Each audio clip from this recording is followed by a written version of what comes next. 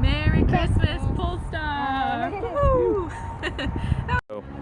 Hey guys, as you may or may not know, Polestar did something extra special this year for the holidays. Everyone who replaced their furnace between October 1st and today got entered into a drawing to receive the money back they spent on their furnace.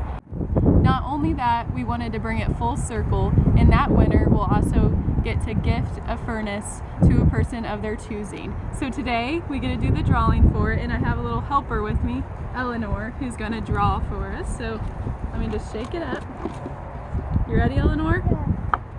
Pick something out. The lucky winner. Let's see. Who is it? Congratulations, Georgia, and Merry Christmas from Polestar.